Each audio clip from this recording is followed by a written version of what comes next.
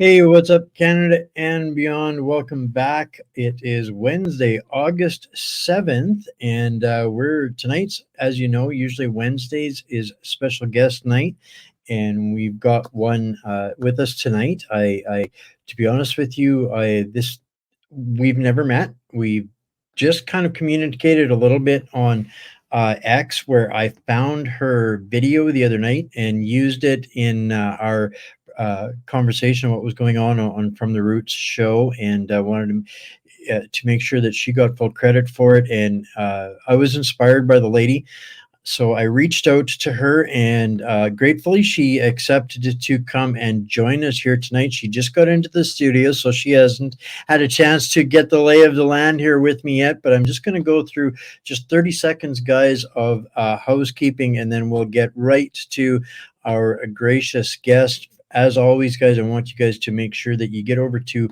whatsupcanada.org. You guys can watch everything live there. That is your go-to cornerstone, basic, never fails platform where you can keep up to all of our shows every day, Monday to Friday, 6 p.m. Central, and make sure that you get plugged into the Substack down at the bottom as well, because that's where I give you guys all of the documents, all of the graphics, all of the links, everything that we use in a show gets attributed in what are on Substack. And so just to give people a real quick refresher, you guys remember this video? We talked about it on Monday. We heard a little bit of it. I reached out to Natasha, and Natasha was willing to join us.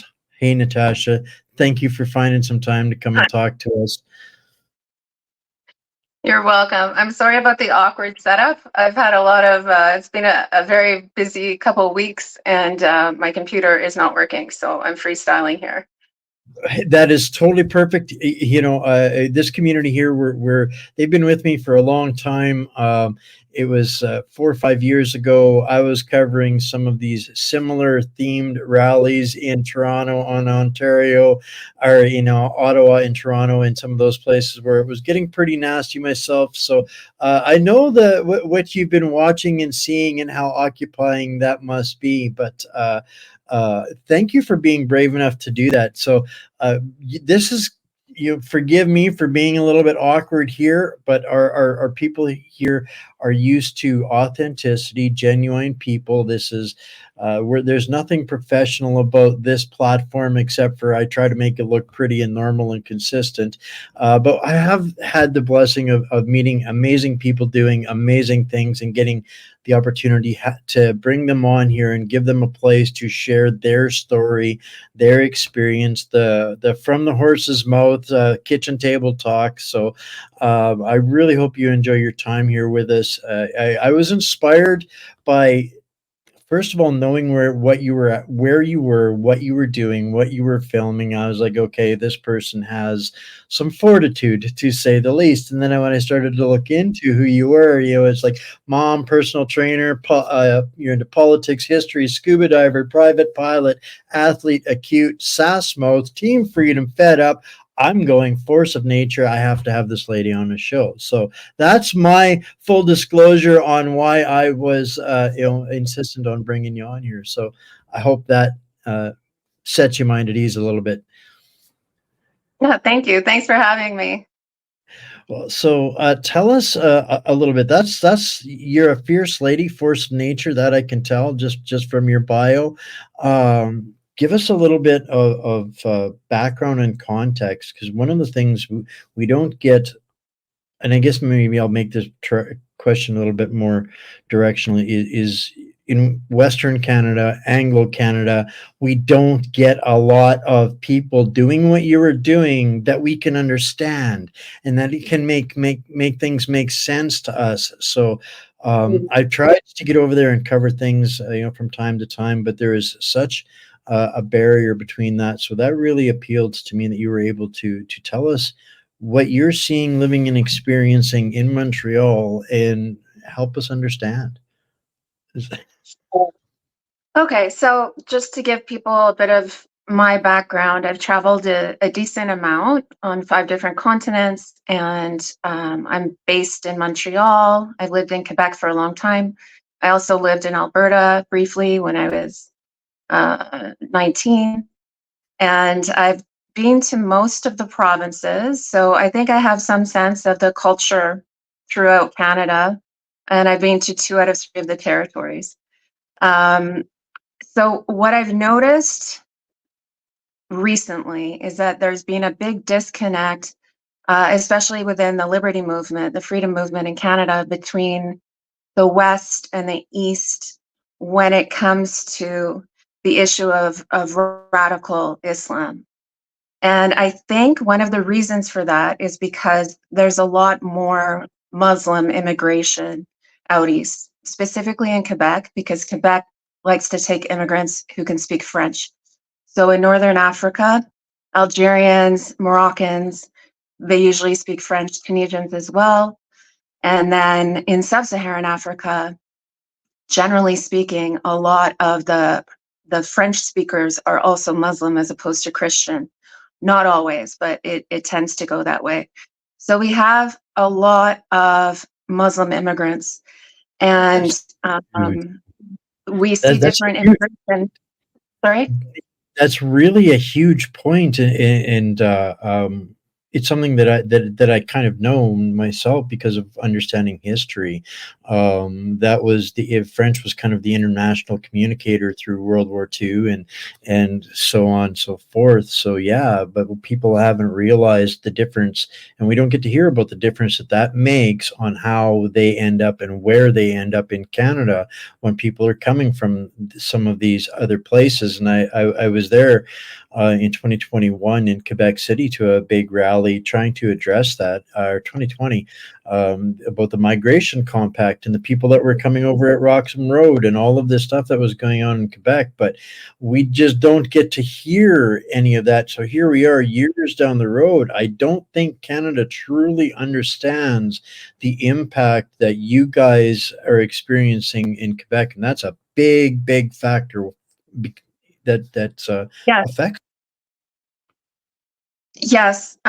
Sorry, you cut out a little bit at the end, but yes, we have different demographics in terms of immigration to different parts of the country.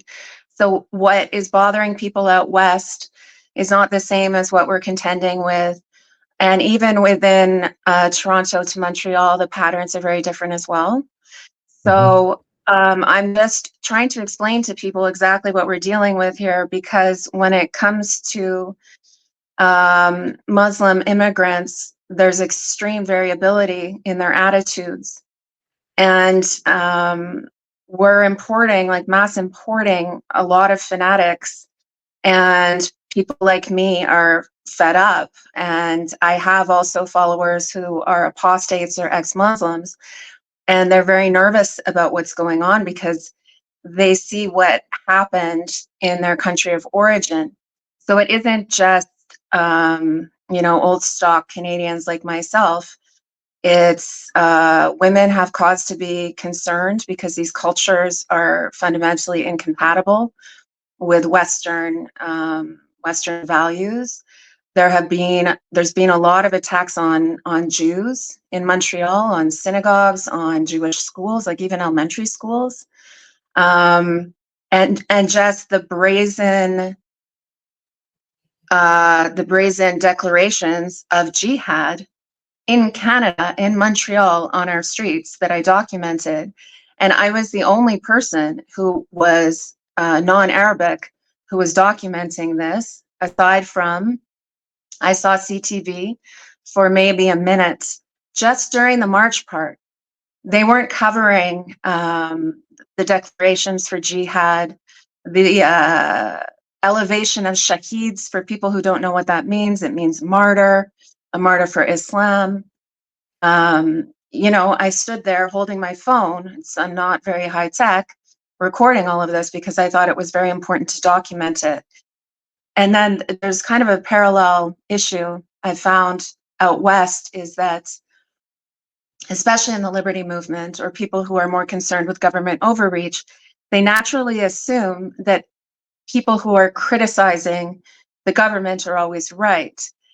But in the case of these fanatical Muslims, you can't just side with them because they're criticizing our government. That doesn't make a lot of sense.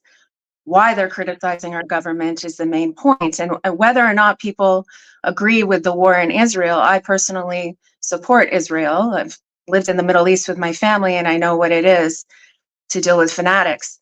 But putting that issue aside, all Canadians should be uniform in being against fanatics screaming about jihad on our streets. That should be a no-brainer for everybody.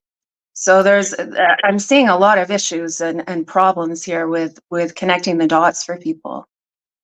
This is such a serious subject, and it's very, very seldom that people are actually brave enough to have a discussion on the matter.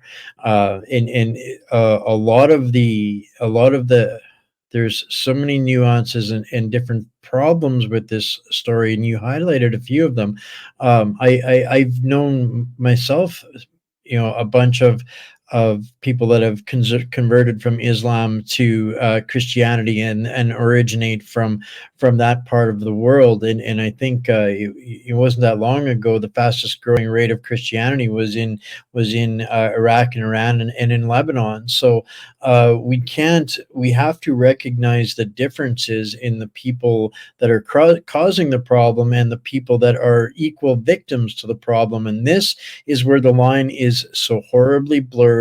And I believe the establishment has weaponized that as a wedge issue to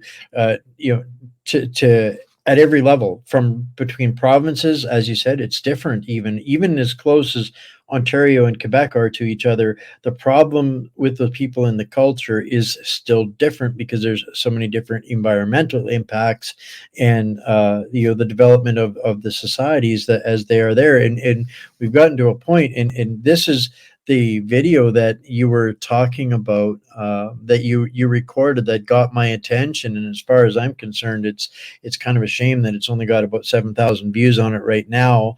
There should be tens of thousands of views on this video, and I'm going to make sure that everybody that sees this show, this interview, this podcast gets a chance to hear this, because you need to hear this with your own ears to properly appreciate how cold your blood is going to run if we don't start having some serious conversations about what is going on here and who exactly the bad guys are, and not allowing ourselves to be labeled as far right just because we are fed up. That is, I am so over and done with that, beyond the pale. So this is why when you say you're sassy, bring it. This is why these are the people that I want to talk to, because courage begets courage. And I'm tired of having my head being the only one above the parapet. Welcome to the party. Tell us a little bit, Natasha, about what you heard there. And I don't want you to do a spoiler alert for the whole video, because I want people to go and watch it. I want their stamp on it. I want their comments. I want them to share it out and say, let's have a talk. Mm-hmm. I'm not sure. I can't see because it's I couldn't see which post exactly it was, but I know on one of them there were 250,000 views on one of the videos. So it is getting out there, but it's also like it was stolen by a few people and then it gets clipped. So different versions are getting out. But the reason why I wanted the entire version to get out is because you could easily clip it to just an excerpt of calls for peace and for people to live side by side. It's very important that people also listen to the part where war is declared on all of us who aren't pushing for the establishment of an independent Palestinian state. It was unequivocal during the evening that Canadians were considered to be the enemy if we are not agitating for a Palestinian state. So, excuse me for interrupting. Let me put this into dumb northern swamp donkey. If I don't take part on their side, I am now the enemy, and they have declared jihad on me. Defend myself. Yes, That's my exactly. options at this point. Okay, thank you. I wanted clarification on this. Is why we brought you in to because I didn't want to be the only one hearing what I heard there. And it's important that people understand. So I call it Concaida. I went to Concordia University in Montreal, and it's been a hotbed for Islamism, like a pipeline of Islamism since I was there in the early 2000s, the early noughts, and it hasn't gotten any better with time. Some of your viewers may be familiar with the name Laith Marouf. There was a scandal about him because he's a fanatic and he was paid by the federal government. His organization was paid to do some type of DEI training of bureaucrats. And somebody found out about his past, and he had a very radical past. When I went to school, he was also a student there, but then he stayed on for about 10 years in different capacities and wasn't even a student anymore. He would just organize within the Muslim student unions. They have different organizations. And so he would organize different events that way. So when I was a student, Netanyahu came to speak at the school, but there was a riot. There were chairs thrown through the windows. And Laith Marouf, I think he was caught with another student spray painting swastikas, that kind of thing. So these are radical people. He was a foreigner. I don't know if he has Canadian citizenship now. At the time, he was a foreigner. And I don't know in what capacity he came in, if it was through his father, who I think was a type of diplomat. Don't quote me on that. I'm not 100%. Or if he had a student visa. But what happens is these radicals come to our universities, then they're able to connect with other radicals. They join different Muslim lobbyist groups, organizations, the student unions, they network. They become very well connected, and then they end up working in our government. We have that situation now with the Islamophobia SAR. I'm absolutely terrible with names, so I don't remember her name off my head. I can't look on my computer for it, but she's for a Muslim lobbying group before. And now she's working with the Castro government. So this is the way it works. And it's not just a kind of organic, benign, oh, these are upset Palestinians, and so they're just going to the street. These are professional protesters that have been at it for a very long time. You can see the way they frame things going up on the bridge. They had the Sun Life building in the background in another one of the videos I put up. They have a white pickup truck that's very evocative and reminds us of what happened in Gaza with Shani Luke when the white pickup truck was passing with her dead body in the back of the truck. So they're very visually aware. They set off smoke bombs, in their colors. They stand up, they go onto private property and stand up to set them off so that they're at a height. It's filmed, like it's produced, is what I'm trying to say. It's carefully produced to have maximum visual effect. These people are good at what they're doing. 100%. I remember the last time I covered one of their events, the effigies of babies all torn apart in blood everywhere. They want to make sure, as you said, maximum impact of their message and intimidation, and they make no bones about it. They're here for what we have. They're here for our country by any means necessary, and we don't understand the culture behind those people that are radicalized. They don't measure war in a day or a year or a month. It's for forever until they decide. And so, whether that's 1 year, 10 years, 100 years, they are determined. And now they've got what they believe is the high ground in our country. They have a government and an establishment that supports them. They have infrastructure that supports them. I cover here quite often lately about the OIC, that manages and coordinates and organizes the NGOs, nonprofits, and lobbyist groups that provide the tens of millions of dollars that come from Jeff Bezos that he harvests every year from Amazon. And if that isn't enough, our government and every virtue signaling far left radical sends their money to UNRWA or these organizations. One that people probably don't remember is the day that Trump declared Hamas a terrorist organization. Trudeau gave them $50 million for spite. So this is what our government does to enable this. Now we're seeing in the UK where the police are in the mosques begging for patience from the people in the mosques that the police will protect them, and they have flipped the dime on the British people. And this is real time happening and coming here. And I think you're on the tip of the spear of that right there, Natasha. Is anything that I say there sound out of line? No, that was 100% accurate. It's a multifaceted situation that people need to be able, like you connected the dots very well. We have international organizations that are having us sign on to various agreements, always non-binding, yet some our government always follows them to the T. And I was reading about the Migration Compact, which Canada, of course, signed on to. Some countries didn't because they understood that it was an attack on basic national sovereignty.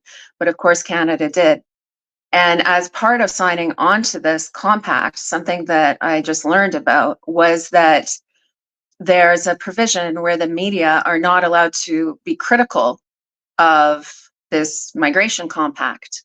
So I think that part of the reason, the legacy media, which is of course state media apparatchiks essentially, but I think some of them are still independent. There might be individuals who could be independent and interested in actual reporting. But I think part of the reason that they don't go is because they could lose their funding if they are critical of anything that seems like it could be associated with migrants coming in.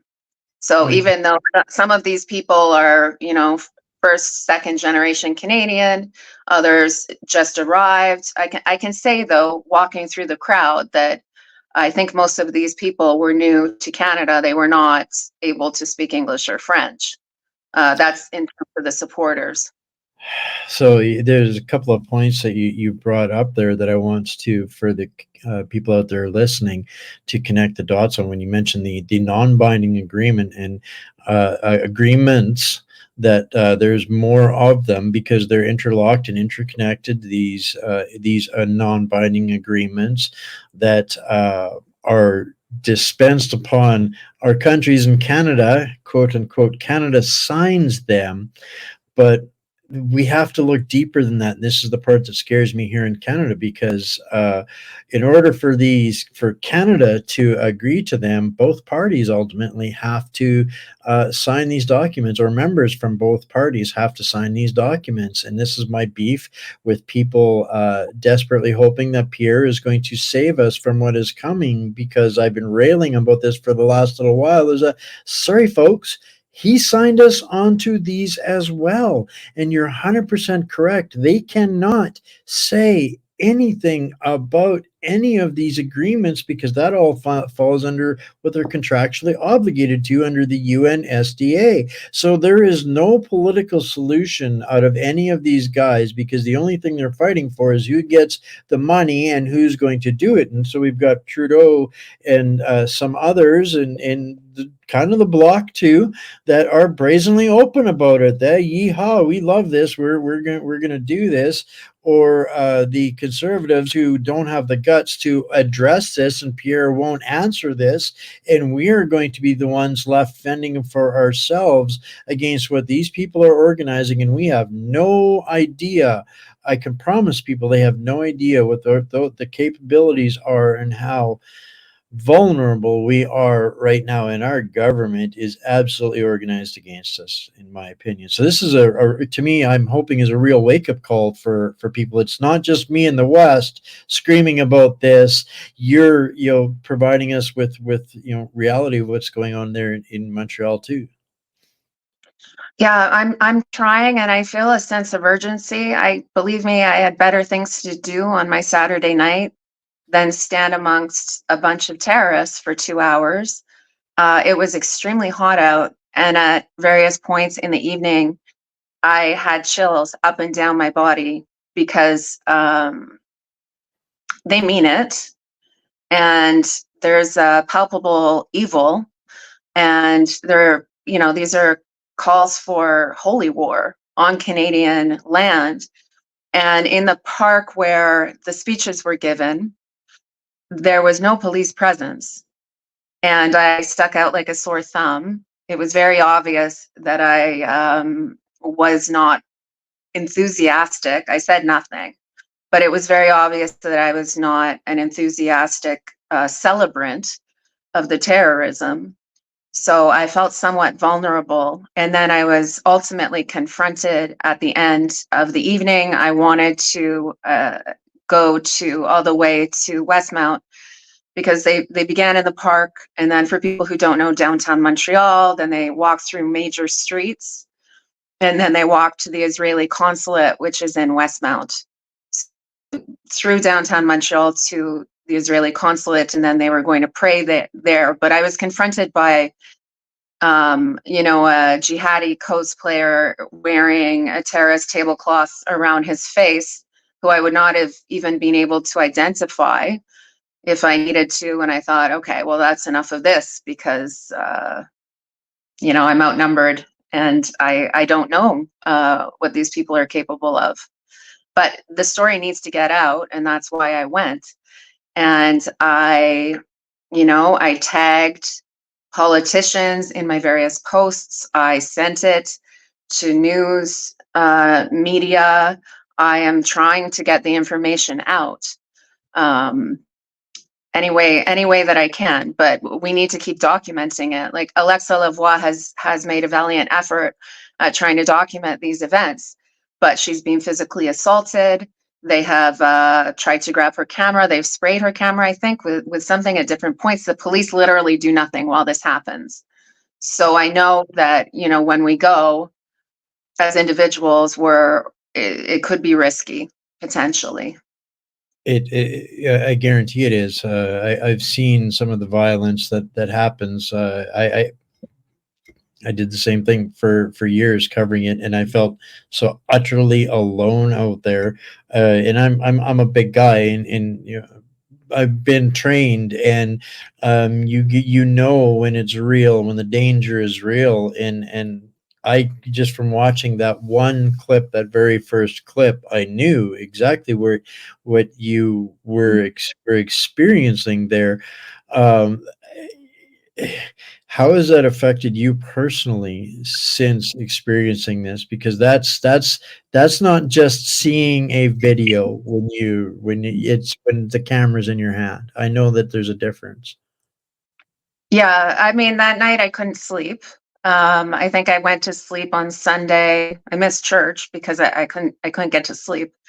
I also kind of got a migraine because there was like cheap cologne and cigarettes and the smell of sweat, and it just was like overwhelming my nose. But and then the chants kind of stick in your head, the jihadi chants, because it's very monotonous, very repetitive, and it gets in there. But that same evening, people were sending me screenshots, because they put me up on Montreal for Palestine and different accounts, I guess, to try and dox me. So they have big accounts, these accounts, some of them have 40,000 followers. So they're, they put your face out and say, what to do. And I think, oh, little Zio pig, this and that kind of thing. And then the threats start rolling in. I hope they catch you going to your car. It says on my handle, live free or die. So they'll say, like, get to the die part, things like this, like literal threats. But I've been threatened before. It's not new to me. And I think a lot of the time these, 90 pounds soaking wet, cosplaying jihadi types are just all bluster, but some of them aren't. And they're absolutely insane and evil, and they mean it. And they attack people. So, it only takes one. So it's a little bit nerve wracking.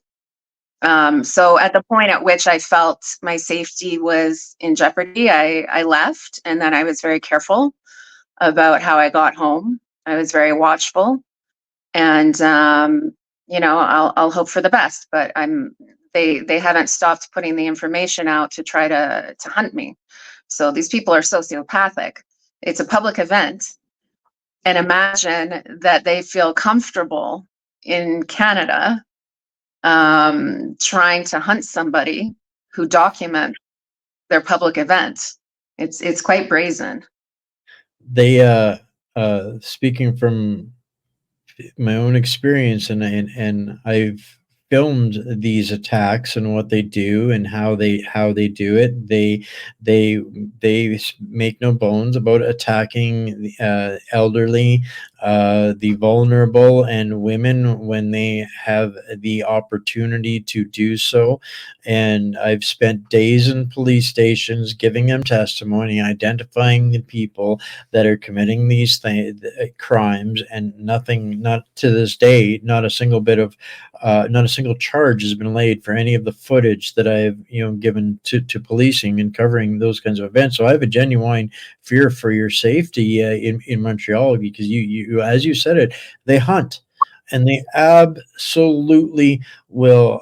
You are a game to them now. You are the prey, and they have singled you out because how dare you, and you must be punished. And this is what they're going to do. And I this is where we need 100 people out there to do it, so that they can't identify everybody. They can't hunt everybody. We have to find the people that are willing to stand up for our country and our culture, not in violence, but in peace and in demonstration of conviction that we're not just an easy mark. We're not going to go hide in the closet. And that's I'm incredibly inspired and grateful for you doing that, because it's not gonna be easy. These guys, they're relentless, and until there is something else to distract them, you're the flavor of the day, and they're going to come for you. And I hope that this doesn't. I hope that this helps that backfire, because what you said that you were like the only white person there. How many of No, were? no, no. There were some non-Arabic people there, but they were people who were supportive of them. I Okay, think I was the only but there non. weren't many. I think I was the only non-Arabic person there who was not participating And how in. big was the crowd, do you think? I am notoriously bad at estimating crowds. I think maybe a couple hundred people. Okay, But I'd have to go back through the parade, because at one point I walked from the front to the back and then try to do a calculation by row. So, right. it could be 100, it could be 200, it could be more. I'm not entirely sure. Well, Um, if we've yeah. got any video sleuths out there, don't just do the math on that and get back to me, and I'll update everybody later on. But I think people underestimate how big these events are and how widespread they are. And that it's not being covered, and this is escalating and organizing. It's not settling down. And with what we see coming with international policy from some of our nation's leaders, I don't think that they're going to be interested in what we consider a problem coming up anytime soon. Yeah, it's very worrying because there's no leadership amongst our opposition. I'm more of an opposition than our official opposition are. And I haven't heard any kind of robust talk criticizing these radicals from conservatives. I know there are some good backbenchers, but they get absolutely raked through the coals if they say anything conservative. They'll, And they'll get kicked right out of the party because it's the party law, and the party chose the line. The party is signed on, and they're obligated to this, and you cannot go against the party. And the last most important message of all from the party is, "Don't believe your lying eyes." Right? yeah, and I what you said before about people needing to go out, that's absolutely true. Um, I'm a petite woman, and I think that people should have at least as much courage as I do to go out alone, because people didn't want to accompany me because they're worried. They're not just worried about Islamists hunting them. They're also worried about their jobs being compromised, Being problems canceled. with family being canceled. They're worried about becoming like known if they're not public figures. And those are all very legitimate concerns, but the only way that we can improve the situation is through numbers and people going out en masse. One This individual going out is a sitting duck. And I personally, I am a faithful Christian. I have a lot of conviction behind what I'm doing now. I'm going to keep doing it. There's nothing that can stop me from trying to tell the truth, which is what I believe I'm doing, and just documenting and exposing what's going on in our country and trying to persuade people to act. So nothing is going to stop me. But I don't think I'm the only person with conviction. I don't believe that Canadians are as weak and as insipid as they seem. And I'm insisting that people be reasonable and peaceful when they go out, and careful, and leave before, because the other thing is, I've been to a couple like Transanity protests. I've been to child advocacy protests where the Transanity side will show up and they try and bait people. I was hit in the face. My nose was cut with a sign. They push you. So you have to have a calm temperament if you go and expect to be goaded, provoked, sometimes manhandled, and just remain calm, because they're trying to get a photo op of a right winger being unreasonable, and then they'll clip it. They won't show what happened before the right winger defended him or herself. And they'll just clip it and try to make it seem like a hateful thing when it was just self-defense. So people need to kind of have a good mindset, a good frame of mind. I felt very calm and relaxed when I went in. I was very uncomfortable, as I described before. During, it was chilling. It was bone chilling. But your emotional state needs to be steady if you go. If you're a hothead, don't go. Yeah. agree, and you're right, and they're very patient in trying to get their photo op with you once they recognize that you're not there, in clone trooper support.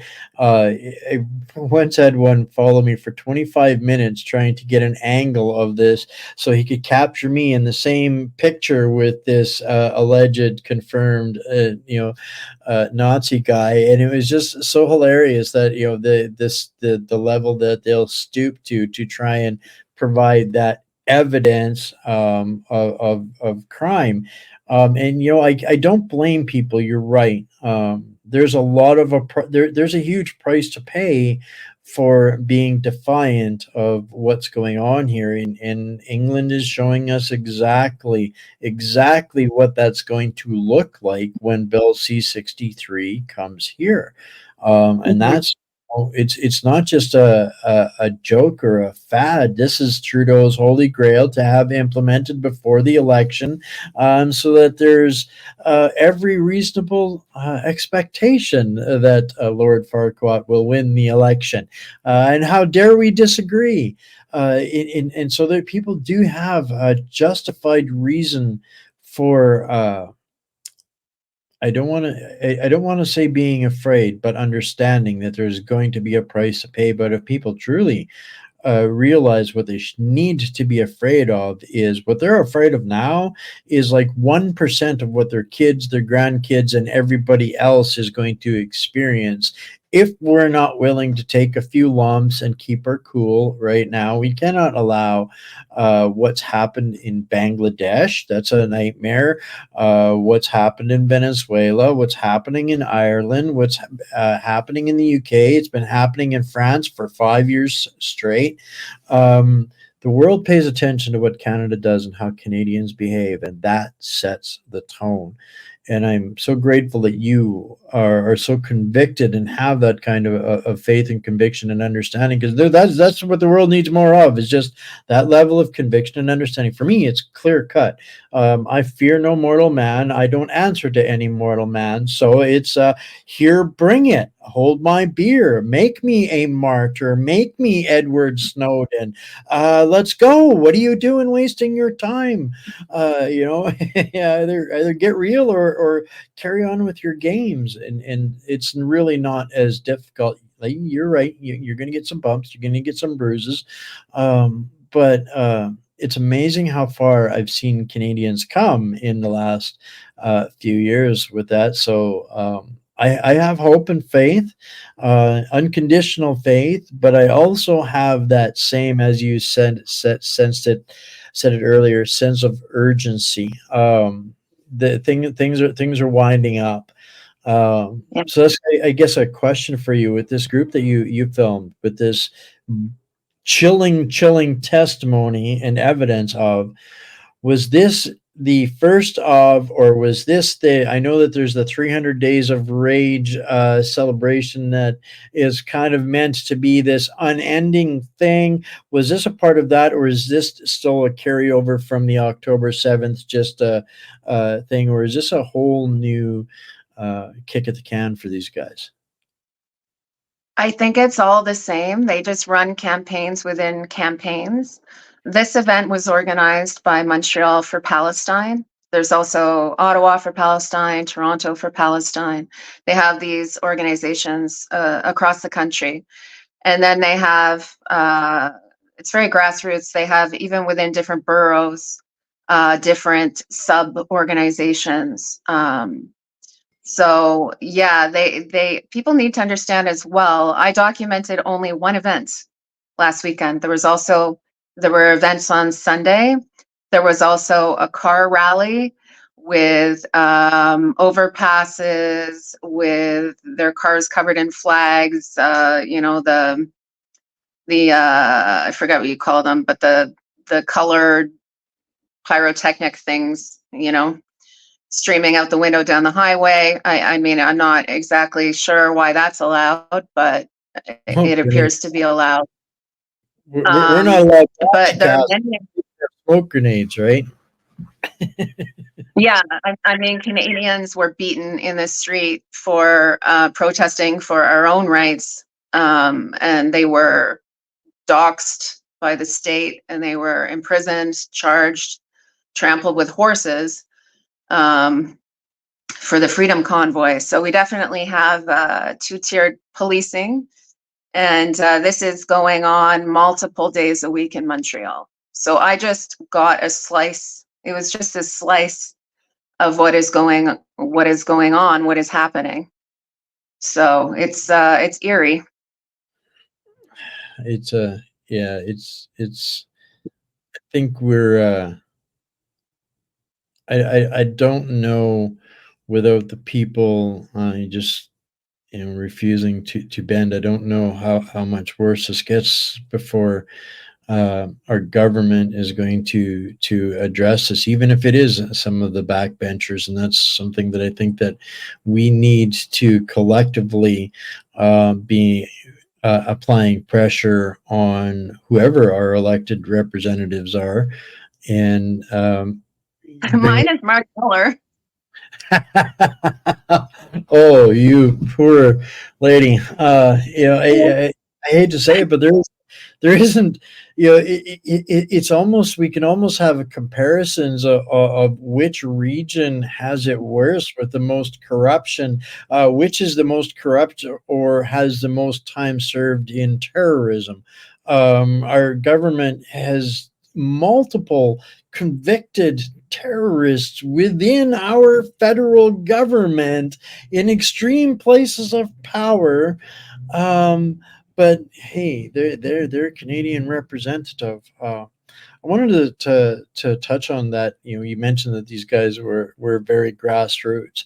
Um, and I didn't mean to smile or laugh because about anything that you said. It's just that it's wash, rinse, repeat. It's the exact same organizers as the Extinction Rebellion crews. It's the exact same organizational structure as the Anti-Hate Network and the opposition to every major organization that tries to express their rights, and and use their freedom of expression in our country is instantly met with hostility, and these organized that appear to be grassroots anti-fascists. They all look like they're out of Star Wars, and they're calling us fascists, and they're anti-fascists. It's the same group, the same organizers, the same people that are behind the keys of the NGO money, the nonprofit money, and organizing these pseudo grassroots communities that appear to be all pro-Palestine. Well, it's going to be a tough one for people to figure out. I think a little bit further down the road, but that's just my experience and exactly what I expect you're dealing with there in Montreal. The people that are up behind this and organizing this, and I see it in their language that they use in their graphics and their posters and their videos. It's the same people. They're plugged into the unions. They're plugged into the dark money of human trafficking and conquest, and they've been given some extreme promises when they come here, especially the ones that are here to do the disrupting, and then they're getting here and getting left hung out to dry, and now they're angry radicals with a grudge, and they'll take it out on anybody. That's what I'm afraid of next. I'm sorry, you were cutting out quite a bit, so I Oops. missed the overwhelming majority of what you said. Oh, I just get off into the weeds on some tangents, and it's the same dark money that is organizing these rallies in Montreal, Ottawa, Toronto.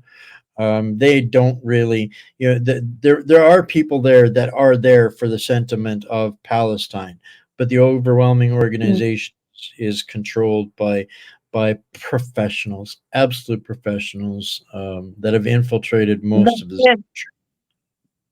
But I think there's also foreign money coming in. I think there's also a lot of Qatari money coming in because universities are getting a lot of Qatari money and a lot of Middle Eastern money, and it's pushing a very specific agenda.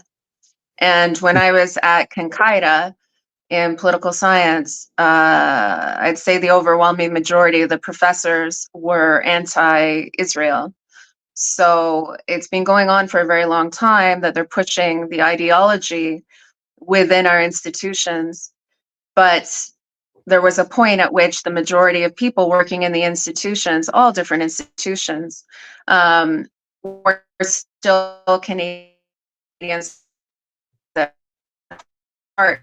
But now I think that the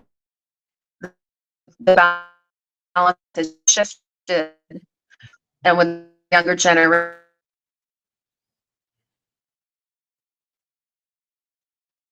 Oh, we're getting Sorry, some. am I back? You're back. You're back. Please, that sounded amazing. Try that again. Okay. Oh, it might not be getting better. You were Sorry, back. but there's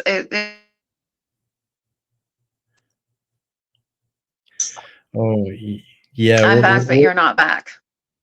Oh, I think we're over the target again.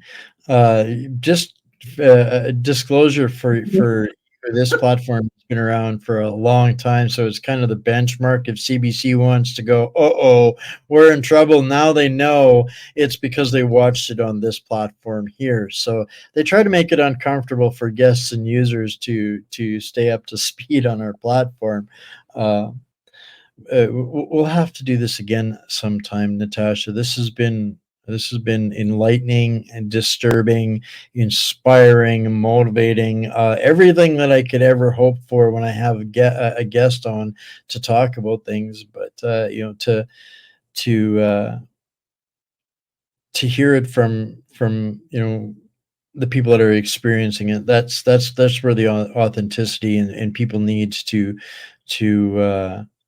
needs to get the motivation from, because they're not going to get it from the law enforcement. They're not going to get it from the military. Nobody is coming to lead us into protection. It's time to decide, Canada. If you want to, if you want Canada to stay Canada, it's time to get involved. That doesn't mean a call to arms like they are doing. That's time for a call to peace, to show them that their little thug gangs are not going to be effective in a peaceful Canada.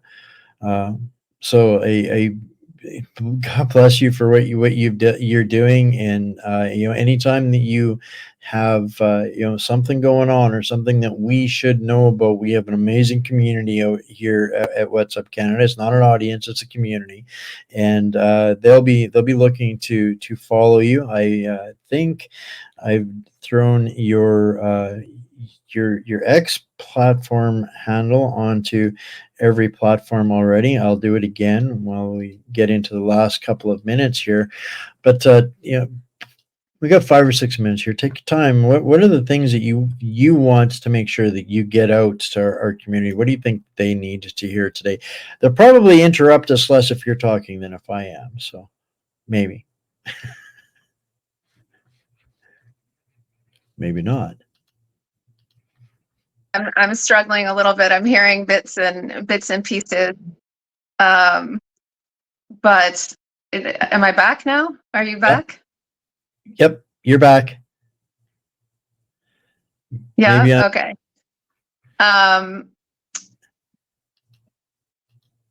Yeah, I'm sorry. I so much is getting cut out at the beginning. This wasn't an issue, but I have this conspiracy theory when it comes to tech, that at a certain point it starts to go when right wingers are having conversations. It happens to me all the time. I host spaces. I co-host them with Brett Sears, and sometimes we have just outrageous technical problems. And it's happened also quite a few times with streaming, with conversations, having conversations with people, that there'll be tech issues. So it's turning me into somewhat of a conspiracy theorist with the tech, but be that as it may.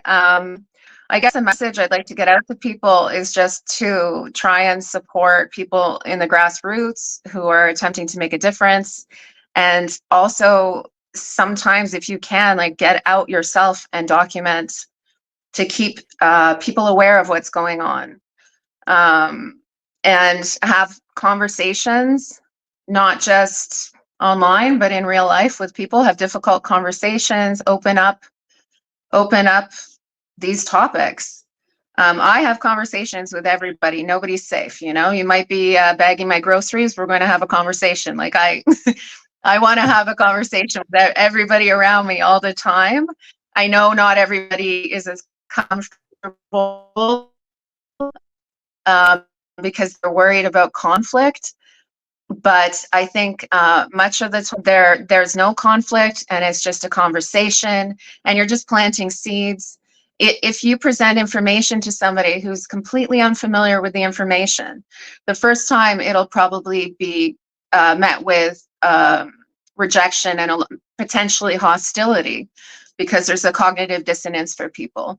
But if you're kind and you're patient and you just keep at it, then eventually I really do believe that these conversations move the envelope and make a difference. And so if people aren't willing to go out in the streets with jihadis, as you know, some people may not want to do that, that's fine. Have conversations with people who care about you and who trust you, and have conversations with strangers, and try and support people who are doing this work. You know, there's a lot of money on the other side, and people are paid to protest. They're paid to agitate. They're paid to be pushing their agendas down our throats, paid to backing. So you have to support people from the grassroots who are trying to do the work. And there's this thing I've noticed in the liberty movement or in different conservative grassroots, where people don't want to, make donations to anybody, or they don't want anybody to be compensated for their work. And to me, that's not really a very conservative value. It's not a very traditional value. And so I think if people can help and contribute in different ways, then that will also incentivize people to put themselves out there. So just conversations, supporting, and for a lot of people in Castro's Canada who have no extra to contribute, that's very understandable, but they can, repost, they can send posts to people, they can try and share the information, get it out there.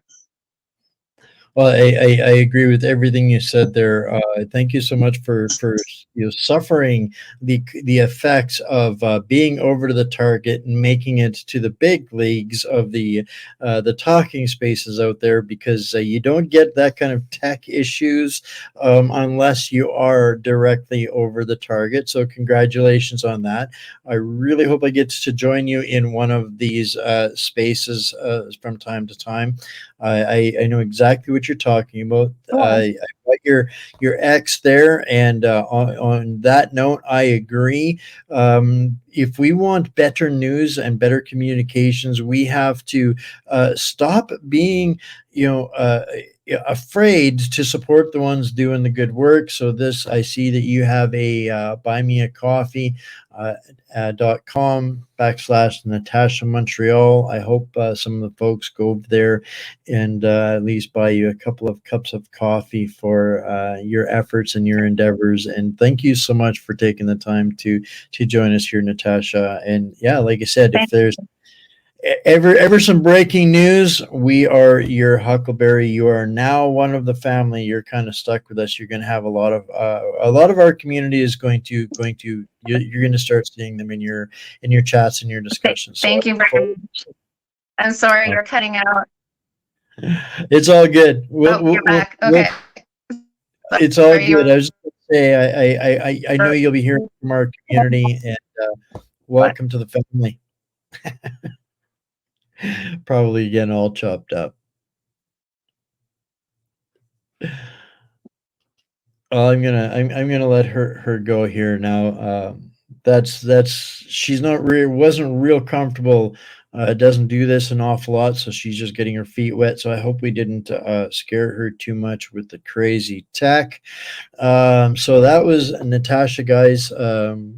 I thoroughly enjoyed that. I hope you guys did too. I hope you guys get over there and get her followed on X, and let her know that you appreciate her and her bravery and her fortitude. And she's right. I couldn't find a single thing that she said that isn't a conversation that needs to be had. And I think that if people stepped outside of their comfort zone a little bit and started having some of those conversations, initiate some of those conversations from a good place in your heart, you would find that you might get yelled at a couple of times, but sooner or later, the odds are in your favor. You're going to find more people that you actually align with than actually oppose you. But it's all in how you present and frame that and start that discussion, which is, hey, just such an amazing natural segue. Tomorrow evening, same time, same place, we've got David Charlambo, who's absolutely helped me in framing what I do for you guys every day. I have seen so much testimony of from people that have had the chance to take some lessons with him and discuss with him a little bit how they've been able to fix their family discussions over some of these exactly difficult conversations. So make sure that you're subscribed somewhere, anywhere, everywhere, because you never know where we're going to get one of those technical interruptions. And yeah, join us tomorrow for David Charlambo. And of course, Friday is the big show of the week. This week, I think, Bankers, Bandits, Bullion, and Bucks with Bryce. And I told him, forewarned him that given what's going on in the markets and the economy, he's doing all of the talking on Friday. So with that, guys, I love you all. Stay mighty, my fellow patriots and hostages. And if you want to look at another way that we can make a huge impact, I'm going to stretch you guys for just 10 more seconds. Is you guys know to go to my What's Up Canada website. That one there, but get over to the partner section and hit over on the Set Me Free section, and it'll take you over here and find out more about how you can be a part of Bud lighting the cabal and the deep state. So we have so much more power than we believe or think or know or understand. So I encourage people to take part. And now I'm going to shut up, and we will see you guys all tomorrow.